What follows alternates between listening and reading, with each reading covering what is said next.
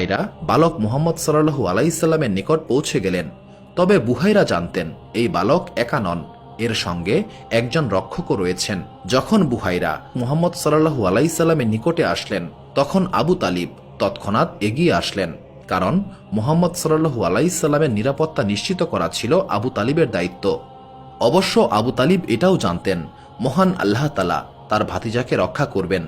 তবু তার অন্তরের ভালোবাসা এবং দায়িত্ববোধ থেকে তিনি এগিয়ে এসেছিলেন। বুহাইরা আবু তালিবকে দেখে বুঝতে পারলেন এই ব্যক্তি সেই রক্ষক। বুহাইরা তখন জিজ্ঞাসা করলেন, এই বালকের সঙ্গে আপনার সম্পর্ক কি? আবু তালিব শান্তভাবে উত্তর দিলেন, এই বালক আমার পুত্র। আবু তালিবের এই কথায় বুহাইরা মুচকি হাসলেন এবং তিনি মনে মনে বললেন, তুমি এই বালকের পিতা হতেই পারো না। কিন্তু তিনি প্রকাশ্যে কিছুই বললেন না। বুহাইরা চুপচাপ কিছুক্ষণ চিন্তা করলেন। তারপর আবু তালিবকে বললেন, আমি এই বালকের জন্য কিছু পরিমাণ খাদ্য নিয়ে এসেছি। আপনি অনুমতি দিলে আমি এই খাদ্য এই বালককে খাওয়াতে চাই। আবু তালিব বুহাইরার এই প্রস্তাবে কিছুক্ষণ চুপ করে রইলেন। তারপর বললেন, আমি আপনাকে অনুমতি দিলাম। আবু তালিবের অনুমতি পেয়ে বুহাইরা কিছুটা বিভ্রান্তিতে পড়ে গেলেন। বুহাইরার নিকট এই সিদ্ধান্ত খুবই অদ্ভুত বলে মনে হচ্ছিল, কারণ আবু তালিব মুহাম্মদ সাল্লাল্লাহু আলাইহি সাল্লামকে নিয়ে এতটাই সতর্ক। কিন্তু যখন খাবারের বিষয় আসলো, তখন তৎক্ষণাৎ অনুমতি দিয়ে দিলেন।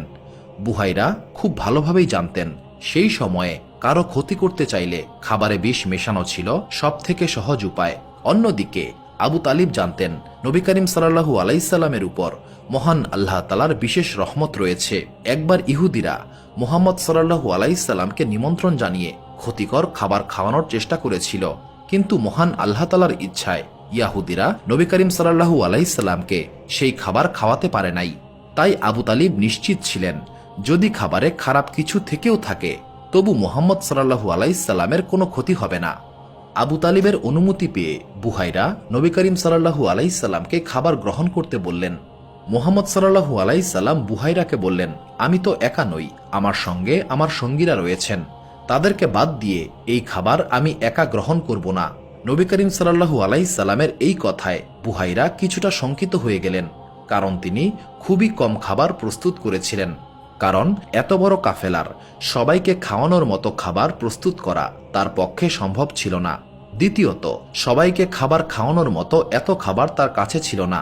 কিন্তু যখন মুহাম্মদ সাল্লাল্লাহু আলাইহি সাল্লাম তার সঙ্গীদের কথা বললেন, তখন বুহাইরা চিন্তিত হয়ে পড়লেন। বুহাইরা তখন নবী করিম সাল্লাল্লাহু আলাইহি সাল্লামকে বললেন, আমার এত ক্ষমতা নেই যে আমি সবার জন্য খাবার প্রস্তুত করতে পারবো। তখন মুহাম্মদ সাল্লাল্লাহু আলাইহি সাল্লাম বললেন, আপনি এত পেরেশান হবেন না, আপনি আমাকে শুধুমাত্র এতটুকু অনুমতি দিন, আমি যাকে ইচ্ছা এই খাবার খাওয়াতে পারবো। বুহাইরা কিছুক্ষণ ভেবে বললেন, আমি আপনাকে অনুমতি দিলাম।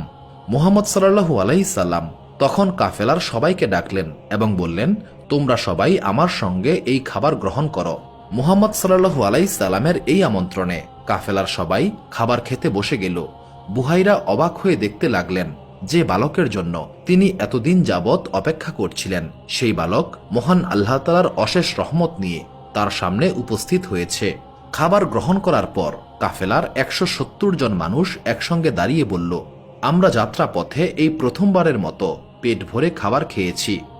বুহাইরার জন্য এটা ছিল অনেক বড় একটি লক্ষণ।